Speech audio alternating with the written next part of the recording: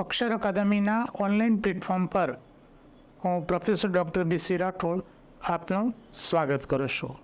ગુજરાતી વ્યાકરણનો આજનો આપણો મુદ્દો છે તે છે નામયોગી અવ્યય. તો આજે આપણે નામયોગી અવ્યય એટલે શું તેના વિશે જોઈશું, તેના પ્રકારો વિશે જોઈશું, તેમજ પરીક્ષામાં આમાંથી કયા પ્રકારના પ્રશ્નો પૂછાય છે તે, અને નામયોગી અવ્યય સાથે ધ્યાનમાં રાખવાના બીજા કેટલાક જે મુદ્દા છે એ મુદ્દા વિશે આપણે જોઈશું. સૌથી પહેલાં આપણે નામયોગી અવ્યય એટલે શું તેના વિશે જોઈશું. હવે નામયોગી અવ્યય આપણે જોઈએ એ પહેલાં એક બાબત તમારે ધ્યાનમાં રાખવાની છે કે નામયોગી અને વિભક્તિ આ બંને મુદ્દા એકબીજા સાથે સંકળાયેલા છે, એટલે કે બંનેનો કોન્સેપ્ટ તમારો ક્લિયર હોવો જોઈએ. પહેલાં વિભક્તિ શીખીએ અને પછી નામયોગી તત્વ શીખીએ તો આ વાત તમારી સ્પષ્ટ થઈ જશે. રાકેશ પેનથી લખે છે તો અહીંયા એ વિભક્તિ છે. રાકેશ પેન વડે લખે છે તો એ નામયોગી અવ્યય છે, એ નામયોગી અવ્યય છે. બંને વાક્યો એક જ સરખો અર્થ દર્શાવે છે, એટલે આ જે વડે છે એ નામયોગી અવ્યય છે. એ વિભક્તિના જેવું જ કામ કરે છે, એ વિભક્તિના જેવું જ કામ કરે છે, પરંતુ વિભક્તિનો પ્રત્યય જે પદ છે એને જોડાઈને લખાય છે. નામયોગી એનાથી અલગ લખાય છે. આ બાબત સૌથી પહેલાં તમારે મગજમાં ક્લિયર કરવાનું છે, જેથી કરીને વિભક્તિ છે કે નામયોગી છે એને ઓળખવામાં આસાની રહે. ધ્યાનમાં રાખો કે શબ્દથી છૂટું લખેલું હોય એ વિભક્તિ ક્યારેય ન હોઈ શકે, રાઈટ? જે શબ્દથી છૂટું લખેલું હોય એ વિભક્તિ ક્યારેય ન હોઈ શકે, એ નામયોગી અવ્યય અથવા બીજું કંઈ હોઈ શકે. હવે આપણે વ્યાખ્યા જોઈએ કે જે અવ્યય નામ કે સર્વનામની સાથે પ્રયોજાય છે, એની સાથે આવે છે અને વિભક્તિના પ્રત્યેની ગરજ સારે છે, એને આપણે નામયોગી અવ્યય કહીશું, રાઈટ? વિભક્તિના પ્રત્યેની ગરજ સારતા, વિભક્તિના જેવું કામ કરતા પરંતુ નામ કે સર્વનામથી છૂટા લખાતા પદોને નામયોગી અવ્યય કહે છે. આ પહેલી બાબત તમારે ધ્યાનમાં રાખવાની છે. એટલે વિભક્તિ અને નામયોગી આ બાબત તમારે સમજવાનો છે. તફાવત ધ્યાનમાં રાખો, વિભક્તિના પ્રત્યયો જોડાઈને જ લખાય, નામયોગી છૂટા લખાય. હા, હવે નામયોગી અવ્યયો છે એ અનુગો, વિભક્તિ માટેનો એક બીજો શબ્દ છે અનુગ, એનાથી જુદા પડે છે. કઈ રીતે જુદા પડે છે એ જોઈએ. તો અનુગો એ પદની સાથે દ્રઢ રીતે જોડાયેલા હોય છે, એની સાથે જોડાયેલા હોય છે, જ્યારે નામયોગી એનું પદ સાથેનું જોડાણ એટલું બધું ચુસ્ત હોતું નથી, એ શિથિલ હોય છે. અનુગો એટલે કે વિભક્તિના પ્રત્યયો પદની સાથે જોડાઈને લખાય છે, જ્યારે નામયોગી છૂટા લખાય છે. This is the most important topic. આ સૌથી અગત્યનો મુદ્દો છે, તમારે ધ્યાનમાં રાખવાનો છે. વિભક્તિ છે કે નામયોગી એને ઓળખવા માટેની આ ટ્રીક છે, આ સૌથી મહત્ત્વનો મુદ્દો છે. સાથે સાથે ડિસ્ક્રિપ્ટિવની તૈયારી કરતા વિદ્યાર્થીઓ માટે નિબંધમાં શું છૂટું લખવું અને શું ભેગું લખવું એ માટે પણ આ એક અગત્યની ગાઈડલાઈન છે, એમ કહેવું તો કહી શકાય. એટલે એ વસ્તુ છે ધ્યાનમાં રાખવાનું છે. નામયોગીના અર્થ અનુગોના પ્રમાણમાં વધારે ચોક્કસ, નક્કર અને કંઈક સંકુલ હોય છે. અનુગોને કોષગત અર્થ નથી. અનુગોને કોષગત, કોષ એટલે ડિક્શનરી, જે વિભક્તિના પ્રત્યયો છે એના અર્થ શબ્દકોશમાં નથી, એ વાક્યમાં વપરાય પછી એને અર્થ મળે. જ્યારે નામયોગી છે એના અર્થ શબ્દકોશ પ્રમાણેના છે. આ તફાવત છે. કેટલાક નામયોગી છે એ નામયોગી તરીકે જ આવે છે, તો કેટલાક ક્રિયા વિશેષણ કે સંયોજક તરીકે પણ વપરાય છે. અનુગો એક સાથે એકથી વધારે આવી શકે છે, પણ નામયોગી એ એકથી વધારે આવી શકતા નથી. અનુગો છે એ પદની પાછળ જ આવે છે, જ્યારે નામયોગી કોઈક વાર પદની પહેલાં પણ મૂકી શકાય છે. અહીંયા થોડીક સ્પષ્ટતા, ખાસ કરીને જે ત્રીજી વિભક્તિ છે તે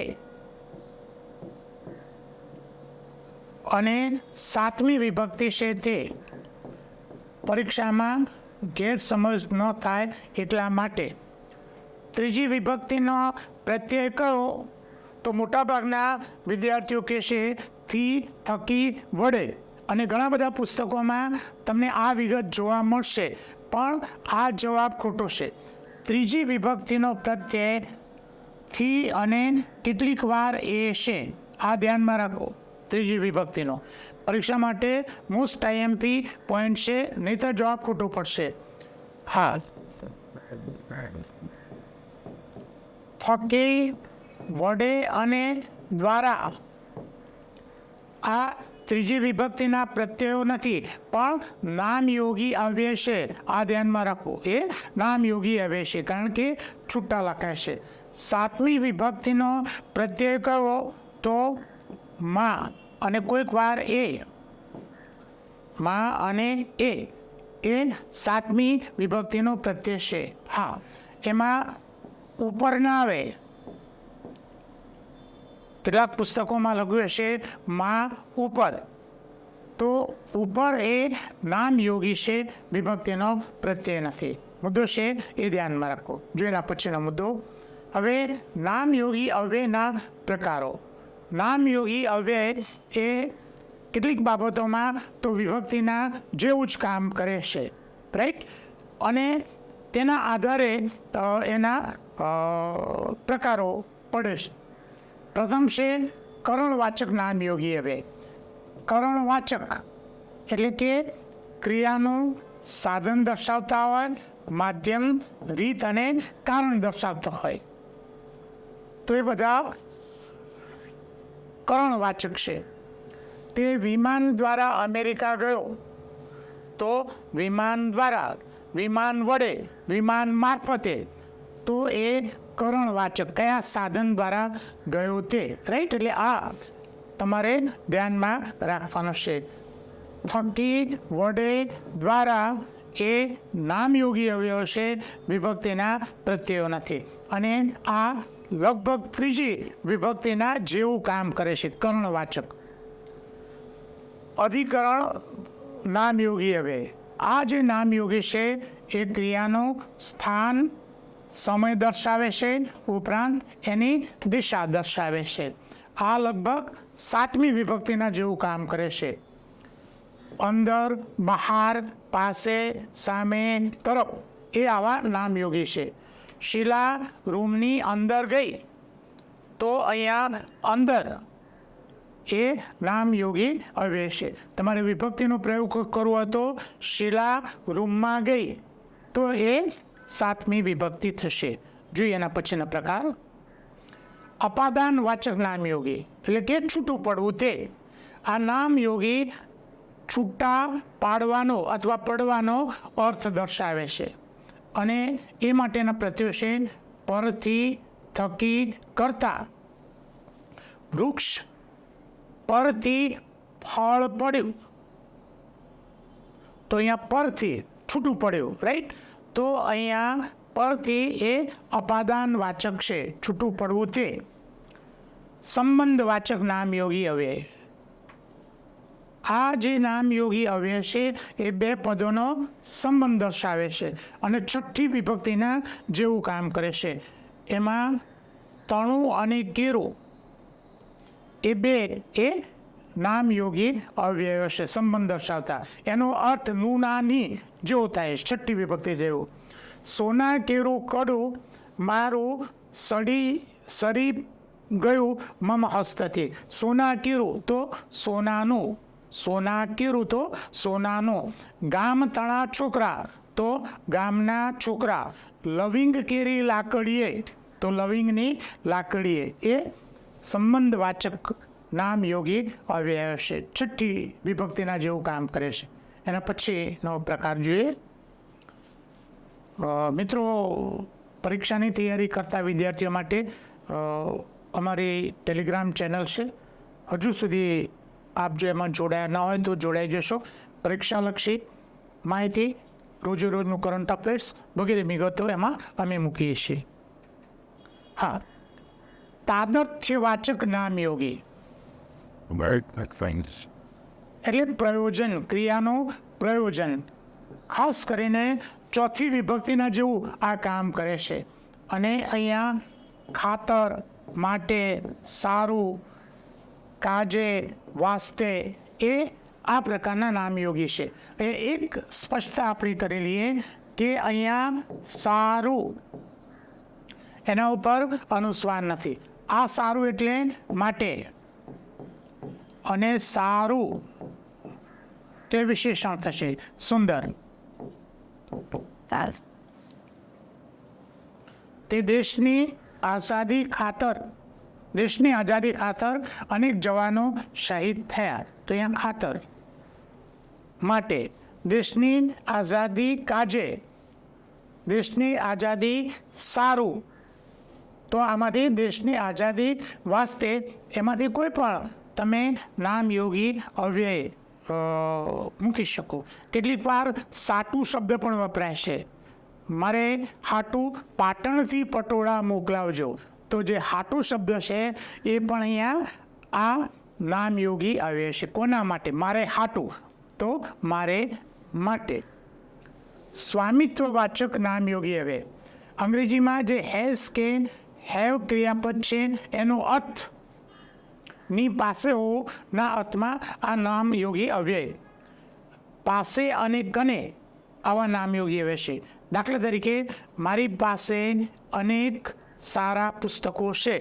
મીન્સ સ્વામિત્વનો અર્થ દર્શાવે છે, માલિકીનો. તો અહીંયા કને પણ આવી શકે. મારી કને અનેક સારા પુસ્તકો છે. તો આ એ સ્વામિત્વવાચક નામયોગી અવ્યય છે. જોઈએ એના પછીનો મુદ્દો, ક્રમવાચક નામયોગી. એટલે આ જે નામયોગી છે એ સમયનો ક્રમ દર્શાવે છે કે સ્થાનનું ક્રમ. અગાઉ, પહેલાં, આગળ, પાછળ, પૂંઠે, પછી, બાદ એ બધા ક્રમ દર્શાવે છે. 10 વર્ષ અગાઉ મીન્સ પહેલાં અમદાવાદમાં ધરતીકંપ થયો હતો. તો અગાઉ એ અહીંયા સમયનો ક્રમ દર્શાવે છે. સમયગાળો દર્શાવતા. તો આમાં સમયનો ગાળો, ક્રિયાનો સમયનો ગાળો, થયા, દરમિયાન એ આ પ્રકારના છે. 5 વર્ષ દરમિયાન તેણે ખૂબ પ્રગતિ કરી. 5 વર્ષ દરમિયાન એટલે કે એ સમયનો ગાળો દર્શાવે છે. જોઈએ એના પછીનો મુદ્દો, રીતિવાચક નામયોગી. એટલે કે ક્રિયાની પદ્ધતિ, ક્રિયાની રીત દર્શાવે છે. એમાં પ્રમાણે, જેમ, પીઠે, માફક, સાથે, જોડે, સહિત, વિના, વગર વગેરે શબ્દો આવી શકે. એમાં સહિતતાવાચક સાથે હોય તો, અને સિવાય એ અભાવવાચક અર્થ દર્શાવશે. મહાભારત સાથે મેં 15 પુસ્તક લીધા. તો મહાભારતની સાથે એ સહિતતાવાચક. તે ગાંડાની માફક દોડ્યો, ગાડાની જેમ દોડ્યો. તો એ અહીંયા રીતિવાચક નામયોગી છે. તુલનાવાચક. આ નામયોગી સરખામણી માટે વપરાય છે. કરતા, બરાબર વગેરે પ્રમાણે એ આ પ્રકારના નામયોગી અવ્યય છે જે સરખામણી દર્શાવે છે. સમીર કરતા મનીષ હોશિયાર છે. તો એ કરતા એ સરખામણી દર્શાવે છે. તુલના, બરાબર પણ એ તુલના દર્શાવે છે. જોઈના પછીનો મુદ્દો, હા, ઉત્તર મર્યાદાવાચક નામયોગી. કેટલાક નામયોગી ઉત્તર મર્યાદા એટલે કે પાછલી જે મર્યાદા છે એ દર્શાવે છે. જેમ કે લગી, સુધી, પર્યંત, પાછલી મર્યાદા. તમે નહીં આવો ત્યાં લગી હું જમીશ નહીં. તો એ લગી એટલે કે ત્યાં સુધી. તો એ ઉત્તર મર્યાદાવાચક નામયોગી છે. કેટલાક કારણ દર્શાવતા નામયોગી છે. ક્રિયાનું કારણ દર્શાવે છે. એમાં લીધે, કારણે, ખોટા આત્મવિશ્વાસને કારણે તે નાપાસ થયો તો આત્મવિશ્વાસને કારણે તો એ કારણવાચક નામયોગી અવ્યય છે. એના પછીનો મુદ્દો છે અવેજીવાચક નામયોગી, એટલે કે ના બદલે નો અર્થ દર્શાવે છે. તો એમાં બદલે, સ્થાને અને વતી આવા નામયોગી છે. રીટાને બદલે મીનાને ગરબાબા લો, તો અહીંયા બદલે એ અવેજીવાચક છે. કેટલાક નામયોગી છે એ વિશિષ્ટ અર્થ છાયા દર્શાવે છે, જેમ કે વિશે, ઉપરાંત, તરીકે એ આવા નામયોગી છે જેનો સમાવેશ આપણે ઉપરની કેટેગરીમાં કરી શકતા નથી, એટલે એને વિશિષ્ટ અર્થ. તેણે સોબતની અસર વિશે નિબંધ લખ્યો, તો અહીંયા વિશે એ વિશિષ્ટ અર્થ છાયા ધરાવતું નામયોગી અવ્યય છે. તો મિત્રો, આ છે નામયોગી અવ્યયના પ્રકારો. એના પ્રકારો છે એ પરીક્ષામાં પૂછાય છે, એ ધ્યાનમાં રાખો. ખાસ બીજી બાબત ધ્યાનમાં એ રાખો કે વિભક્તિ અને નામયોગીનો તફાવત તમે બરાબર સમજો. સ્પર્ધાત્મક પરીક્ષા માટેના આ મારા પુસ્તકો છે, ખૂબ ઉપયોગી એવા પુસ્તકો છે.